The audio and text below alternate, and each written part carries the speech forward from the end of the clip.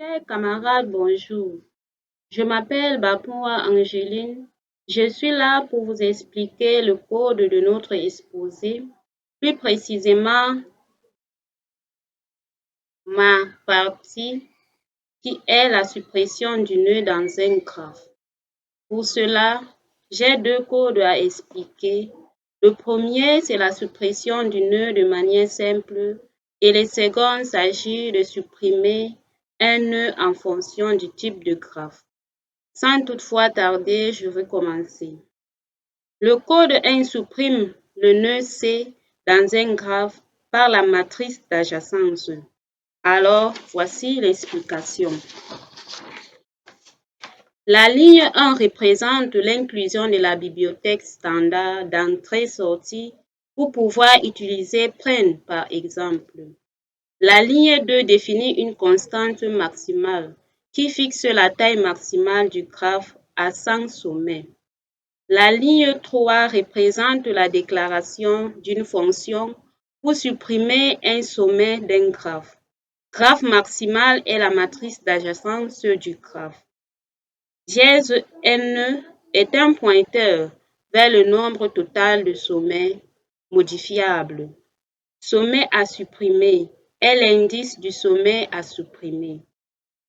La ligne 4 représente la déclaration de deux variables entières pour les boucles.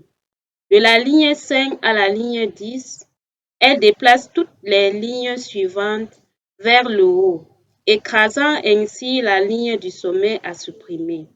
Si vous supprimez la ligne 2, la ligne 3 devient ligne 2.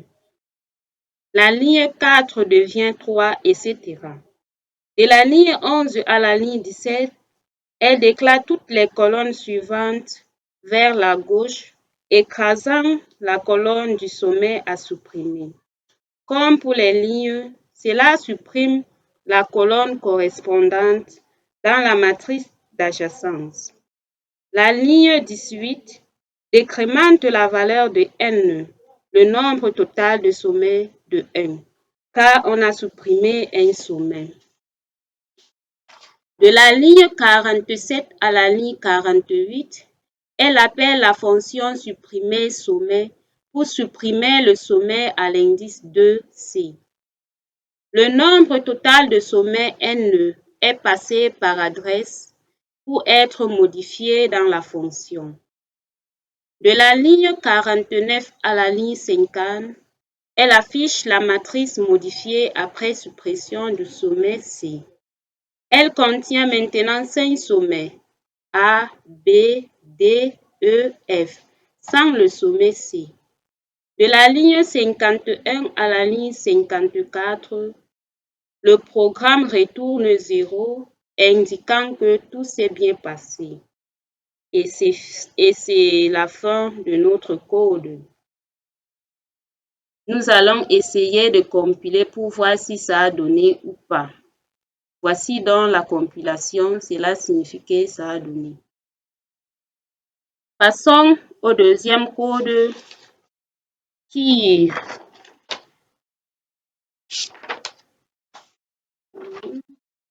est la suppression du nœud 5 dans un graphe par la matrice d'adjacence toujours. Voici aussi l'explication de ça. La ligne 1 représente l'inclusion de la bibliothèque standard d'entrée-sortie pour utiliser print. La ligne 2 définit n comme 9, la taille maximale que peut avoir la matrice. La ligne 5, cette fonction supprime le nœud C de la matrice. Matrice n, la matrice d'adjacence. Dièse taille, pointeur vers le nombre actuel de nœuds. C'est l'indice du nœud à supprimer. La ligne 6 déclare deux indices de boucle. De la ligne 7 à la ligne 11, on déplace chaque ligne en dessous de la ligne C d'une position vers le haut. Cela revient à supprimer la ligne C de la matrice. De la ligne 13 à la ligne 17, de même, Chaque colonne à droite de C est déplacée vers la gauche. Cela supprime la colonne C de la matrice. La ligne 19 réduit le nombre total de nœuds de 1.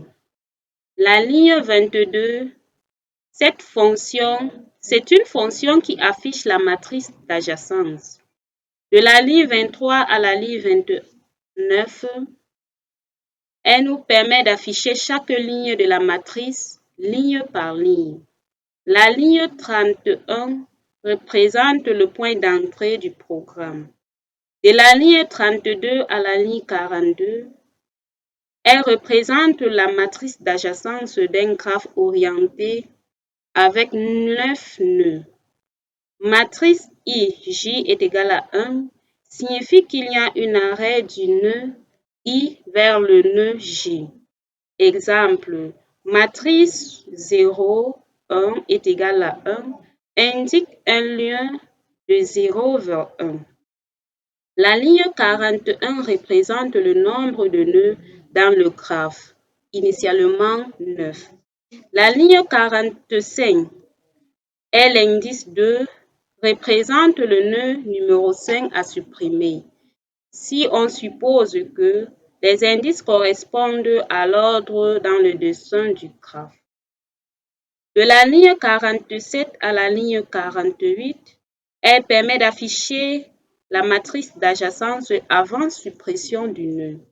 La ligne 51 appelle la fonction supprimer nœud avec la matrice d'adjacence, l'adresse de taille pointeur pour la modifier, l'indice du nœud à supprimer 2. De la ligne 52 à la ligne 53, permet aussi d'afficher la matrice d'adjacence après suppression du nœud. Et maintenant, de la ligne 51 nous montre la fin de main qui est aussi la fin de notre code. Essayons toujours de compiler pour voir si ça peut donner. Voilà, on voit que c'est bon, la compilation a réussi. Merci pour votre attention et pour votre temps.